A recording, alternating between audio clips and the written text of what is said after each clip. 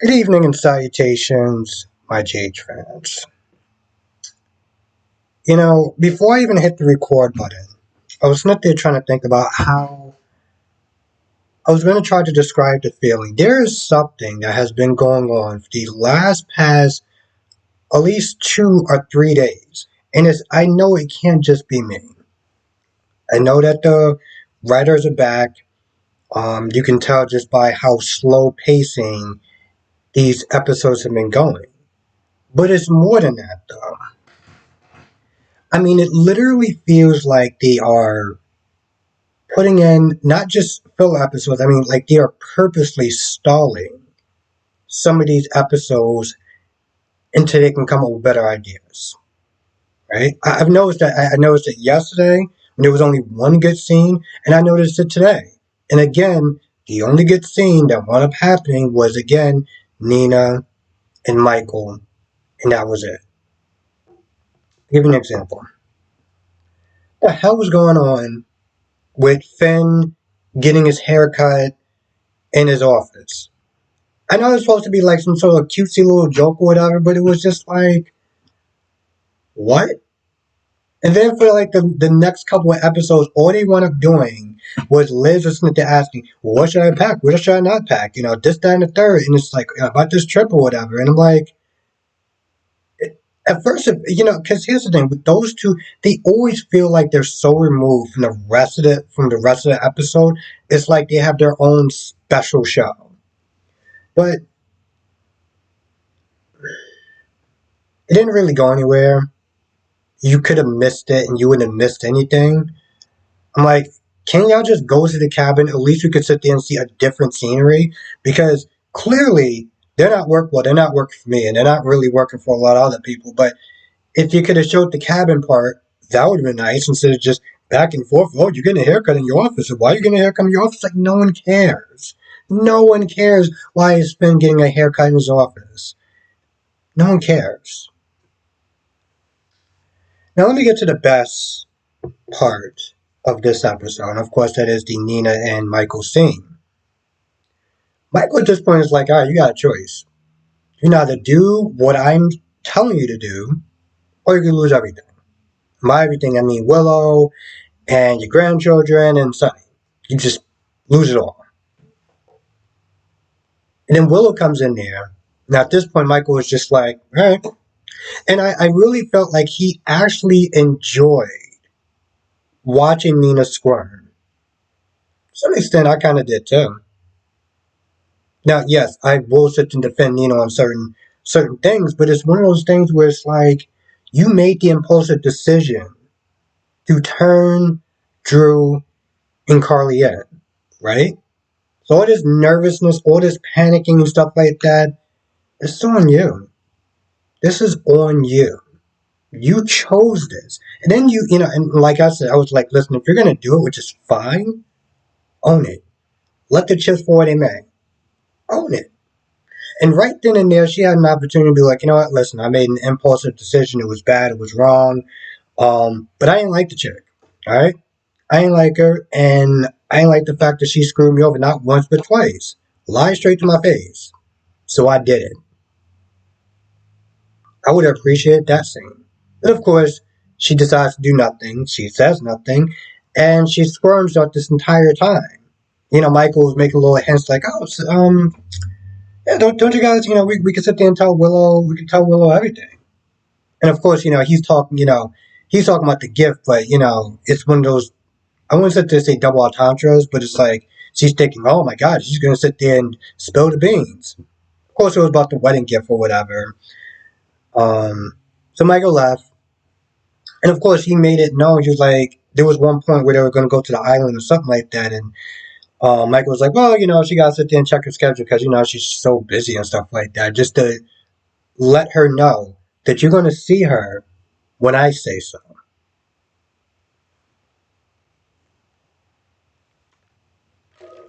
I can make the argument that it's wrong, but you screwed over his mother, and that was wrong as well. Of course, it's tit for tat, and to be honest, they're both on an even playing field with me. But he leaves, those two talk, And she's all talking about Wiley has so much fun, this, that, and the third. Just really impacting the value of what she stands to lose, which is good, because that is something that she did put herself in that position. So eventually, I guess Willow leaves. Sunny comes in there. Sunny comes in with flowers and food, and then they do this weird montage towards the end, where it's like this song that's not they're playing in the background, and people are talking and feeding horses and everything. And I'm just like, what in the hell? Like, again, it goes right back into the let's make this filler episode until we can think of other interesting things to do.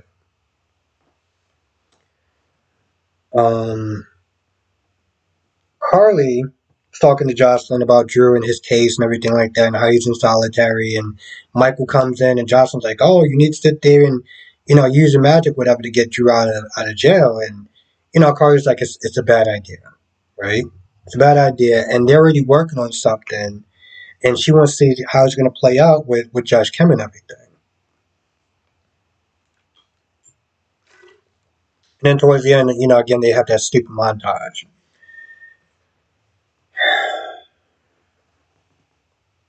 Stella, Jordan, and Felicia. Stella and Jordan are talking about Curtis, how he's doing and everything. And then eventually Felicia comes in there and talks about how she made a giant boo boo. Something where it was is going to be financially costly for one of the patients. They go through this whole thing, and then towards the end, Stella just makes some calls. Everything's fixed.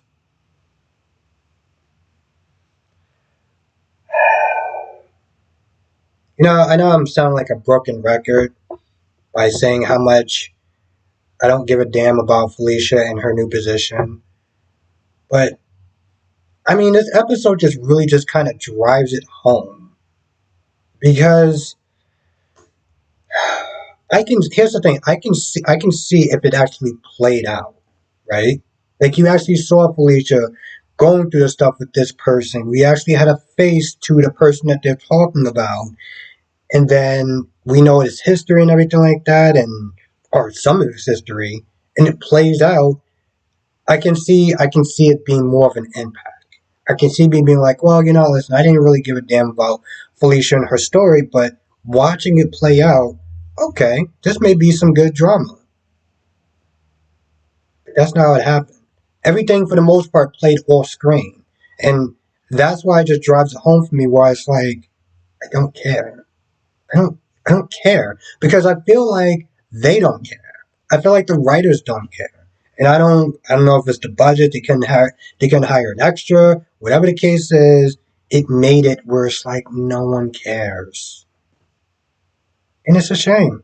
But what are you gonna do, right? Then there was a scene with Dante and Sonny that just went absolutely nowhere. Like most of this episode did. This literally went nowhere. Um so Sasha decides to stay because reasons. Here's my thing. Here's my little strength theory. I think, and I don't know how, but I think at some point maybe Sasha was supposed to leave. Maybe Sasha was supposed to leave.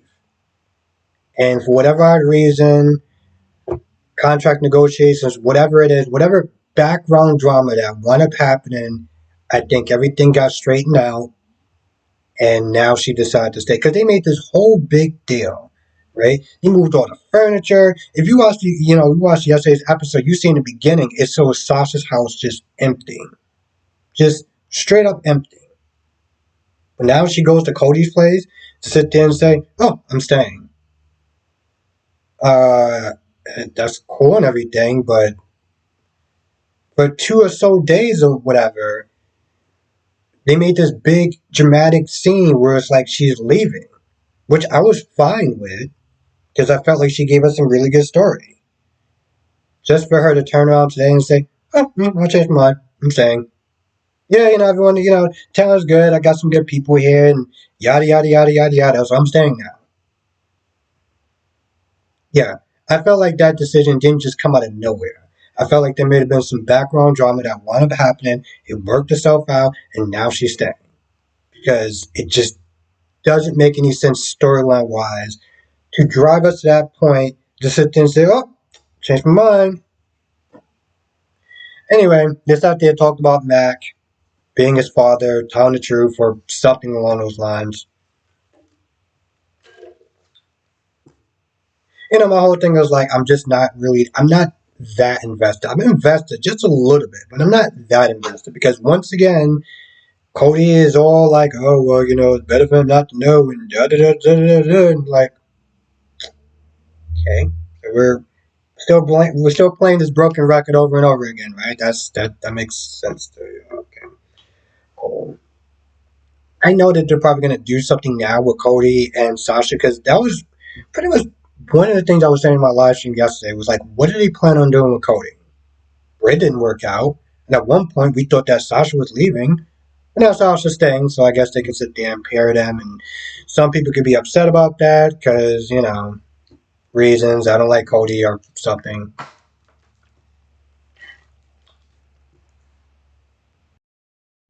Man, I almost actually forgot about Curtis. I almost actually forgot about Curtis and Portia.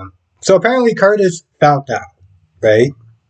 You know, Portia made this whole big deal um, to make sure that Laura did not say anything about Cyrus because apparently he can't handle that much stress or something.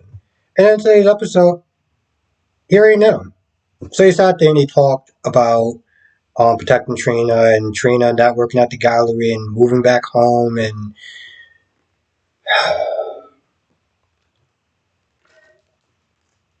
I mean, I know that they're trying to do the best that they can, but the thing is with Cyrus, when Cyrus wants something, he's going to get it. So, and also, I don't think that Trina is going to want to sit there and change her routine and practically live in fear because this man is walking the streets. She seems like she has that attitude of, listen, I'm going to live my life. Things are going to happen. Yes, I'm going to be careful, but I can't sit there and live in fear.